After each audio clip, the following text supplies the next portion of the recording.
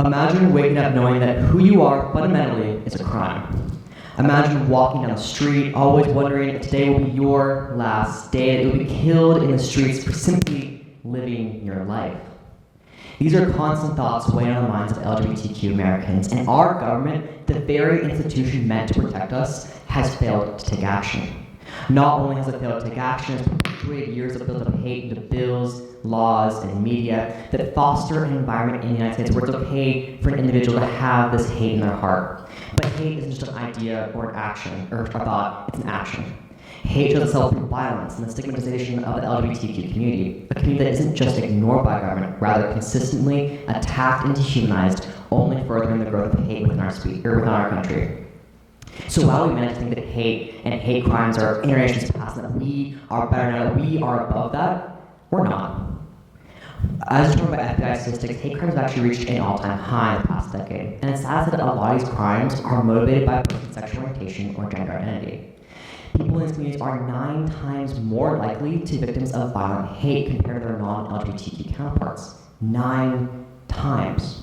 So to explore this prevalent issue, I want to first look at why it's so common today, and then provide you a glimpse into the real lives of the real people affected by this hate, and lastly, what you can do to save those around you and promote a world in which hate has no place. So while we manage to think that that our society is progressing, it's quite the opposite. It's shown by our data and tragedy. But let me fill you in on some of this data. In 2023, anti-LGBTQ hate groups rose by 133%. This is the highest amount ever listed by the Southern Poverty Law Center. Along with that, as determined by FBI statistics, hate crimes actually against somebody's sexual orientation and gender identity rose 23 and 33% respectively. This is in one singular year. Along with that, LGBTQ hate crimes in general rose to numbers not seen before. They've been keeping track for 30 years. It's exceeded all those numbers. But I understand sometimes it's hard to truly put in perspective how real and how tragic this hate is. When we bring up statistics, the real people really affected by them, by this hate, are lost. Lost behind numbers, lost behind figures. So, I'm gonna read out a few names just to reinforce these are real people with friends, family, and children who now have to mourn their loved ones because of this hate. Matthew Shepard. He was a young gay college student simply living his authentic life. He was beaten, tortured, tied to a barbed wire fence, and left to die. Doski Azad. She was murdered by her own brother after coming out to him. Abby Mayer was raped, mutilated, and killed. Tiffany Banks, Stevie Ricks, Aaron Lynch, Tyra Banks, Condi Reed, Hayden Davis, Ray Muscat, Cypress Ramos, Kelly Loving, Daniel David Aston, Joe Acker, Jesse Harbaugh, Anna Umler, Mel Groves, Danny Henson, Sonny Vasquez. This list goes on and on. And this hate isn't happening in some far-off place, in some far-off land. It's happening in your own backyard. In Oceanside, a gay man was having a peaceful brunch with his partner when a man began yelling slurs and ultimately stabbed the couple violently.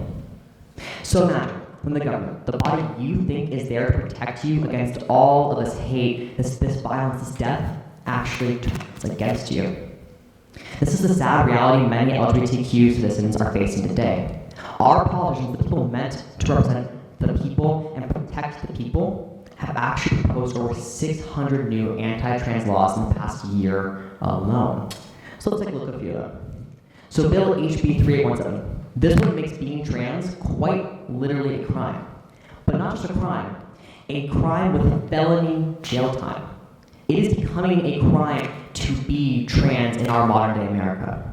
But let's look at some other ones too. Iowa's Bill SF14. This one eliminates anti-discrimination safeguards for transgender individuals. And it's a really large bill, so unfortunately we can't look at all of it tonight, but that just means it's really impactful in the everyday lives of transgender Iowans. But let's look at a few. So yes, you are reading this right. A trans person in Iowa can be paid less just because they're trans. And yes, a trans person in Iowa can be denied a house just because they're trans. And they can be denied car insurance just because they're trans. And this might seem like some dystopian reality, but it's not. This bill was passed and signed into law last month. This is actively taking place in our modern day America. These bills are crafted to stir and devise hate. And these hateful bills create hateful ideas. Ideas that trans people and the LGBTQ community as a whole are something inhuman. Not a person, but a crime. And somebody will look at these bills and say, if their very existence is legal, then what I do to them isn't wrong.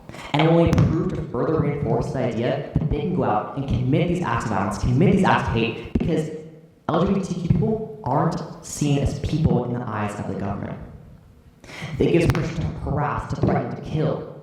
And LGBTQ youth are feeling this hate day in and day out because this is the world they have to grow up in. This is the world they have to look forward to in the future. And let's be honest here, it's filled to the brim with hate. It's not inviting. And we have fostered an environment where kids are terrified to walk down the street, terrified that their name will be next in a list similar to the one I gave earlier. But why hear it from me? Transgender girl Val Dumont, 10 years old, much more bravely and much more eloquently than I ever could, went on national television saying what she was worried about. She's worried that she's going to be murdered in the streets. Somebody is going to come up and shoot her. This is a sobering statement from a 10-year-old and shows the real cost of hate against the LGBTQ community. And I know my speech has been a lot of doom and gloom because it truly is a dangerous road out there for LGBTQ people. But there's stuff we can do to stop this violence and even help people who have been victims of this hate. First step is educating yourself to change anything. Luckily, you've been schooled by me. But there's so much more we can do. Speak up against the passage of unfair and downright unsafe laws. The same laws that left so many people dead. A lot of them go to protests to support your neighbors, your friends, your siblings, your best friend, second cousin twice removed. Just because you don't know a loved one who's going through this doesn't mean there isn't somebody out there who desperately needs your help. Your voice, yes, your voice, and even your voice, all of your voices are so powerful and you have to use them. Together and only together can our voices be louder than hate. So let's come together and create a world in which hate has no place. Thank you.